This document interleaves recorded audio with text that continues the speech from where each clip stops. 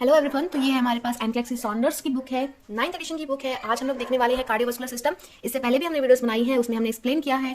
Shorts video में भी हमने रिस्क कंडीशंस ऑफ प्रेगनेंसी बनाई थी, आप उसे भी देख सकते हैं। एक्सप्लेन करके हमने अच्छे से इससे पहले हम लोगों ने इतना एनाटॉमी में ये सब कुछ देख लिया है। Heart chamber, valve, SA node, AV node, Purkinje fibre, coronary arteries, heart sound, heart rate सब पढ़ लिया है डायग्राम के साथ समझ के पूरा अच्छे से। आज हम लोग देखने वाले हैं ऑटोनॉमिक नर्वस सिस्टम।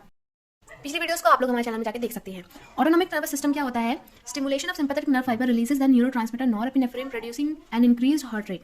इसमें क्या बोला है कि ऑटोनॉमिक नर्वस सिस्टम जो होता है, अगर हमारे बॉडी का सिंपैथेटिक नर्वस सिस्टम अगर स्टिमुलेट हो तो वो रिलीज करता है नॉरएपिनेफ्रिन, और ये नॉरएपिनेफ्रिन हमारे हार्ट रेट को बढ़ाता है, हमारी हार्ट बीट इंक्रीज कराता है। कैसे कराता है? ये हमारी हार्ट रेट इंक्रीज कराता है, एवी नोड का कंडक्शन बढ़ाता है, एट्रियल और वेंट्रिकल कॉन्ट्रैक्टिबिलिटी बढ़ाता है और पेरिफेरल वैसोकंस्ट्रक्शन बढ़ाता है। तो इन सब के कारण टोटली हार्ट रेट इंक्रीज होती है। दूसरा पॉइंट में ये लिखा है कि अगर हमारे बॉडी का पैरासिम्पैथेटिक नर्वस सिस्टम अगर स्टिमुलेट हो तो उसके कारण निकलेगा न्यूरोट्रांसमीटर एसिटाइलकोलिन। एसिटाइलकोलिन क्या करेगा? ये हमारी हार्ट रेट को डिक्रीज करेगा। ये हमारी हार्ट रेट को डिक्रीज करेगा। कैसे डिक्रीज करेगा? ये हार्ट रेट डिक्रीज करेगा, एट्रियल वेंट्रिकल कॉन्ट्रैक्टिबिलिटी को लेसन करेगा, उनको कम कॉन्ट्रैक्ट करवाएगा। तो ये सब कब होता है? जब अगर स्टिमुलेशन अगर when an increase in pressure is detected. मतलब ये सब कब होता है? जब हमारी बॉडी में कहीं भी प्रेशर अगर ज्यादा इंक्रीज होने लगे, जैसे कोई भी एक्टिविटीज करता है, जॉगिंग वगैरह, एक्सरसाइज वगैरह करता है, तो हमारी हार्ट की एक्टिविटीज बढ़ती है। उस कंडीशन में जब वो इंसान बैठ जाता है आराम से, तो हमारा हार्ट हमारे पीएनएस को सिग्नल जाता है कि हमारी हार्ट एक्टिविटीज को अब धीरे धीरे कम करना है, इसलिए वो एसिटाइलकोलिन रिलीज करवाता है, जिसके कारण हार्ट रेट डिक्रीज होता है। फिर जब हमारे अगर ब्रेन में अगर हमारी एक्टिविटी बहुत ही कम हो रही है, ब्रेडिकार्डिया वगैरह हो रहा है किसी भी कंडीशन से, किसी भी प्रॉब्लम से, तो फिर हमारा सिंपैथेटिक नर्वस सिस्टम स्टिमुलेट होकर नॉरएपिनेफ्रिन निकालता है, जो कि हार्ट एक्टिविटी को इंक्रीज करता है। तो ये था ऑटोनॉमिक नर्वस सिस्टम में, इतना ही है ये सब। फिर है blood pressure control. Blood pressure control कैसे होता है? तो कुछ बैरो रिसेप्टर्स होते हैं जो कि स्पेशलाइज्ड नर्व एंडिंग्स होती है। तो अगर कभी भी ब्लड प्रेशर अगर चेंज हुआ, अगर ब्लड प्रेशर बॉडी में चेंज हो रहा है, उसके कारण क्या होता है कि कुछ बैरो रिसेप्टर्स पाए जाते हैं जो कि स्पेशलाइज्ड नर्व एंडिंग्स होती हैं। इन्हीं को प्रेसो रिसेप्टर भी कहते हैं। ये कहाँ पाए जाते हैं? तो ये आयोटिक आर्च और कैरोटिड साइनसेस की वॉल्स में ये पाए जाते हैं बैरो रिसेप्टर्स।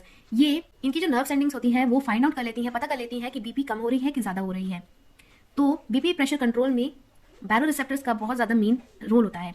फिर increases in arterial pressure stimulate baro receptor and the heart rate and arterial pressure decreases. अगर आर्टेरियल प्रेशर कभी भी बढ़ा, बीपी बढ़ा, तो ये हमारे जो बैरो रिसेप्टर हैं वो स्टिमुलेट हो जाते हैं, फिर वो हार्ट रेट को कम करते हैं, आर्टेरियल प्रेशर को भी कम कर देते हैं, ये बैरो रिसेप्टर्स। फिर आगे लिखा है decrease in arterial pressure reduces stimulation of baro receptor.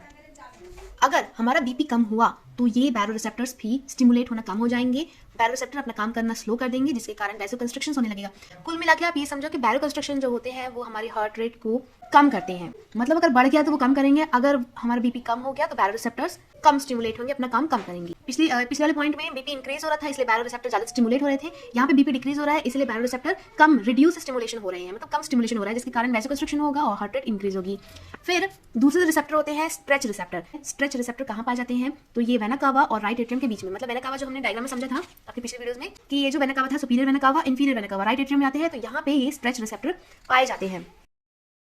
ये कब एक्टिवेट होते हैं? जब कभी प्रेशर चेंज होने लगता है ब्लड वॉल्यूम में।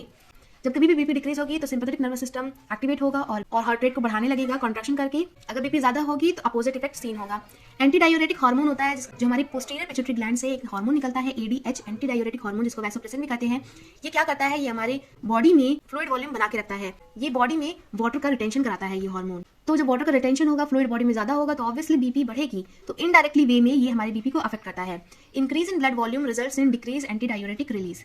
अगर बॉडी में फ्लूइड ज्यादा हो गया, ब्लड ज्यादा हो गया, तो एंटी डायूरेटिक हार्मोन कम बनेंगे, जिसके कारण वो ब्लड को कम रिटेन करेंगे और ज्यादा से ज्यादा लूज करवाएंगे, जिसके कारण डायूरेसिस बढ़ेगा और ब्लड वॉल्यूम धीरे धीरे कम होता जाएगा, जिसके कारण बीपी नॉर्मल होने लगेगी, कम होने लगेगी। अगर सेम ऐसे ही उल्टा हुआ, अगर ब्लड वॉल्यूम कम है बॉडी में तो एंटी डायूरेटिक हार्मोन ज्यादा रिलीज होंगे जो कि वाटर का रिटेंशन कराएंगे और हमारा ब्लड वॉल्यूम मेंटेन कराएंगे, जिसके कारण बीपी मेंटेन होगी। फिर एक है रेनिन। रेनिन क्या है? एक पोटेंट वैसो कंस्ट्रक्टर होता है जो कि बीपी को इंक्रीज कराता है। रेनिन क्या करता है कि एंजियोटेंसिनोजन को एंजियोटेंसिन 1 में कन्वर्ट करता है, एंजियोटेंसिन 1 फिर बाद में एंजियोटेंसिन 2 में कन्वर्ट होती है लंग्स में। और ये क्या करता है? एंजियोटेंसिन 2 जो है वो क्या करता है? एल्डोस्टेरॉन को रिलीज करवाता है, जो कि वाटर और सोडियम का रिटेंशन करता है किडनीज के द्वारा, और फिर ब्लड वॉल्यूम इंक्रीज होती है, बीपी इंक्रीज होती है। तो ये सब था बीपी कंट्रोल बारे में।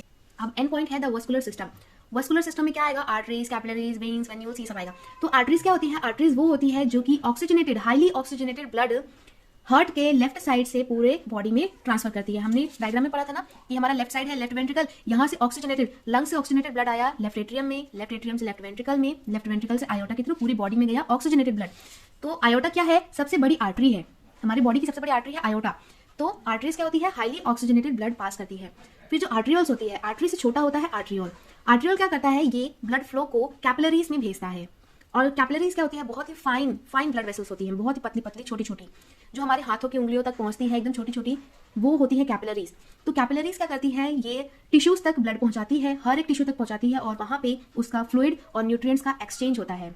जो ब्लड है और इंटरस्टिशियल स्पेस है, उन दोनों के बीच में, मतलब ब्लड और जो टिश्यूज हैं उनके बीच में ये फ्लूइड और न्यूट्रिएंट्स का एक्सचेंज कराता है कैपिलरीज। फिर यहाँ से फिर जो वेन्यूल्स होते हैं ना, वो वेन्यूल्स क्या करते हैं, वो इन्हीं कैपिलरीज से ये सारे ब्लड जो होगा वो वेन्यूल्स पे जाता है। जो डीऑक्सीजनेटेड ब्लड हो गया, कैपिलरीज में आया ऑक्सीजनेटेड ब्लड, उसने एक्सचेंज किया तो वो सब हो गया डीऑक्सीजनेटेड। अब डीऑक्सीजनेटेड जो ब्लड है वो वापस से भरेगा वेन्यूल्स में, वेन्यूल्स में भरने के बाद वो जाएगा बड़ी बड़ी वीन्स में डीऑक्सीजनेटेड ब्लड होता है। फिर ये सारा डीऑक्सीजनेटेड ब्लड जाएगा वापस से राइट हार्ट में, राइट एट्रियम में सारा डीऑक्सीजनेटेड ब्लड राइट एट्रियम में चला गया। अब ये जो वाल्व्स होते हैं, वाल्व्स क्या होते हैं, जो हमारे पैर है, हमारे पैर में जो वीन्स होते हैं ना, वीन्स में वाल्व्स पाए जाते हैं।